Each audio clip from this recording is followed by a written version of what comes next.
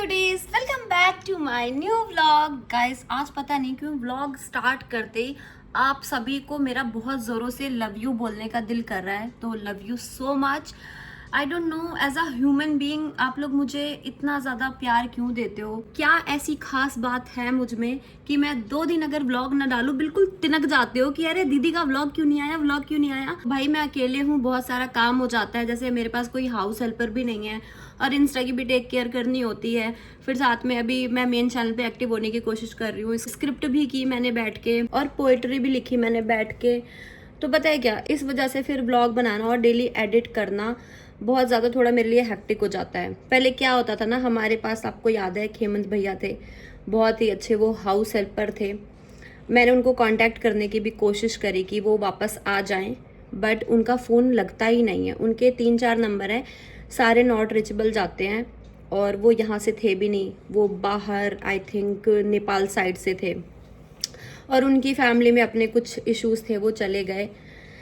तो वैसे ही सेम मुझे उन भैया की तरह एक हाउस हेल्पर की नीड है। अगर ऐसा कोई हो तो मेरी लाइफ इजी हो जाए। बस मैं चाहती क्या हूँ कि 2 टाइम अच्छा खाना मिल जाए और घर में साफ सफाई रहे, ताकि मैं अपने मेन चैनल पे अपने कंटेंट पे ध्यान दे पाऊँ। बाकी इंस्टा की केयर तो मैं करती ही हूँ। एक बार सभी को मैं आई लव यू फिर से बोलना चाहती हूँ। यार तुम्हारा क्या अंधा प्यार है मेरे लिए, क्या अंधा प्यार है। हेटर्स को साइड में हटाओ, बहुत कम ही लोग मुझे आई थिंक हेट करते हैं, तो वो उनका अपना ओपिनियन होगा, लेकिन मुझे प्यार तो भाई कितने ज़्यादा लोग करते हैं।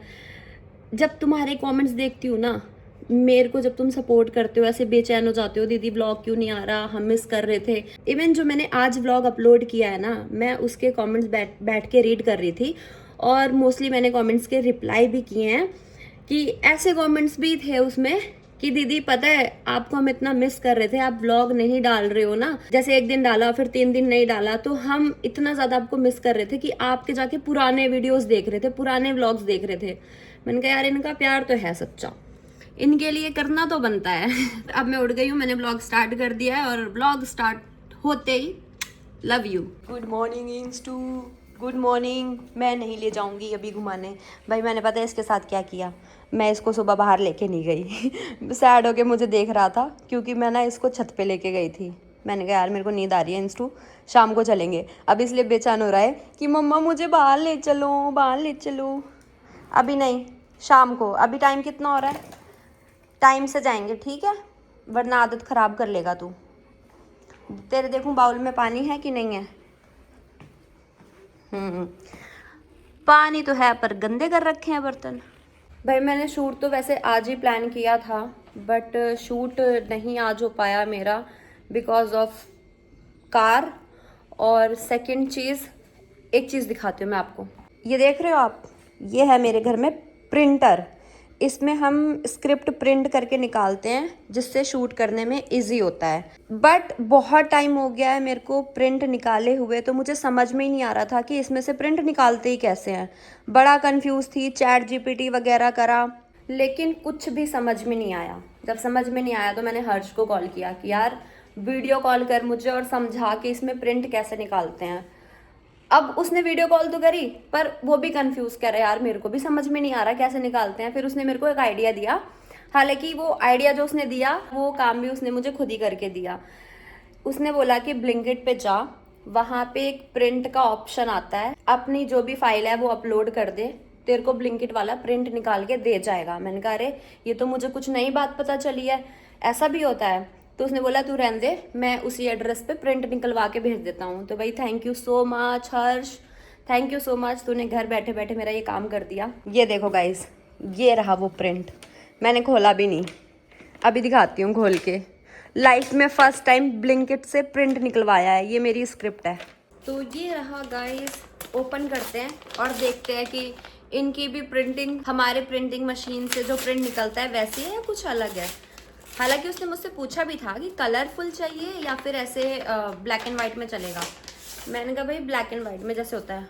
और ये स्क्रिप्ट कितने पेज की है भाई, ये क्या है, टाइटल इन्होंने अलग लिख रखा है एक, अच्छा ओके, तो यहाँ से स्टार्ट है।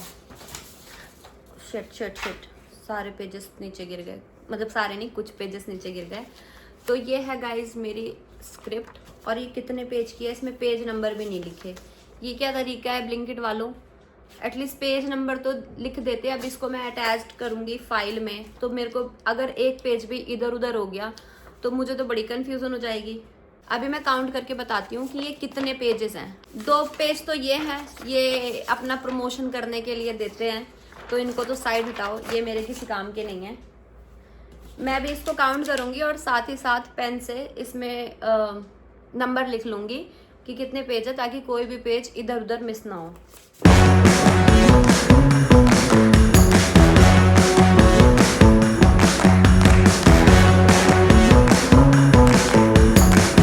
तो भाई मैंने ये काउंट कर लिया है, और इस स्क्रिप्ट पे, अरे कैसे छुपाऊँ यार, सॉरी, इस स्क्रिप्ट पे मैंने नंबर भी लिख लिए हैं, और ये टोटल 20 पेज है। 20 पेज की स्क्रिप्ट यानी 2 दिन का शूट, पर मैं ट्राई करूँगी कि एक दिन में ही मैं ये शूट कर लूँ। और थर्ड और सबसे बड़ा रीज़न क्या है मेरा शूट आज ना होने का, रचित ने बोला था कि तू शूट प्लान कर। मैंने मतलब स्क्रिप्ट जब लिख रही थी, मैंने उससे पूछा था कि रचित उसमें हस्बैंड और बॉयफ्रेंड का कैरेक्टर है, तो तुम कर लोगे या फिर मैं बाहर से कोई कास्ट करूं। रचित ने बोला नहीं नहीं मैं कर लूँगा, तू प्लान कर, तू शूट कर, सब कुछ अरेंज कर ले, मैं कर लूँगा। मैंने कहा ठीक है। मैंने कहा पक्का देख लो, सोते मत रह जाना और इधर उधर कहीं चले मत जाना, क्योंकि फिर मैंने सब अरेंज कर लिया है। कास्ट जो और भी एक्स्ट्रा है उनसे बात कर ली, कैमरामैन से बात कर ली है, सब आ जाएंगे, तो आ जाओगे ना। उसने बोला हाँ हाँ हाँ, बट देखो वो अभी तक नहीं आया है। मैंने उसको फ़ोन भी करे हैं पर मेरी बात नहीं हो पाई है अभी तक। तो अब मैं पता है बड़ी टेंशन में आ चुकी हूँ कि मैं कैसे करूँ यार, सबको कॉल करके मना करूँ कि यार अभी शूट नहीं कर सकती, ये रीज़न है वो रीज़न है, मैं किस किस को मना करूँगी। तो अभी मैं सोच रही हूँ कि यार किसी और कास्ट को बुलाऊं, और अभी मेरे दिमाग में कोई लड़का भी नहीं आ रहा है कि जो हस्बैंड का कैरेक्टर या बॉयफ्रेंड का कैरेक्टर प्ले कर ले, कोई भी नहीं आ रहा है।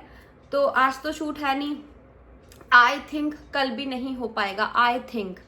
और कल भी अगर नहीं हुआ तब तक ये वीडियो आ जाएगी ब्लॉग चैनल पे। तो प्लीज़ आप मुझे हस्बैंड के कैरेक्टर के लिए कोई भी अच्छा आर्टिस्ट सजेस्ट कर देना जिसको आप देखना चाहते हो मेरे साथ। इतना तो मुझे पता ही है यार, आप सिर्फ रचित को मेरे साथ देखना चाहते हो और मैं भी खुद रचित को ही देखना चाहती हूँ, बट क्या कर सकते हैं यार, वो बिजी है इतना, उसके अपने भी काम होते हैं, तो मैं नहीं कर सकती फोर्स। तो इसलिए मुझे कोई आर्टिस्ट बुलाना ही पड़ेगा, ऐसा मुझे फील हो रहा है।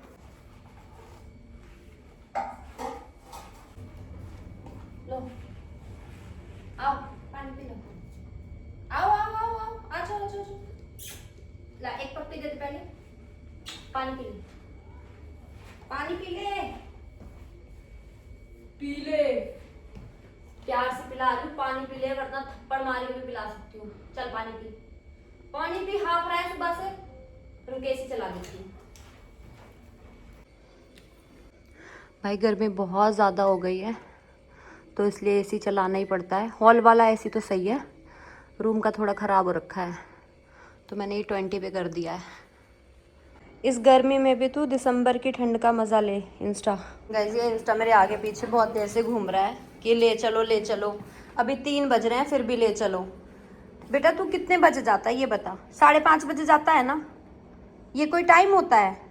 तेरी आदत ख़राब हो जाएगी। चल, मुझे लग रहा है तेरी सुसु आ रही होगी, चल छत पे करा लाती हूँ, आजा।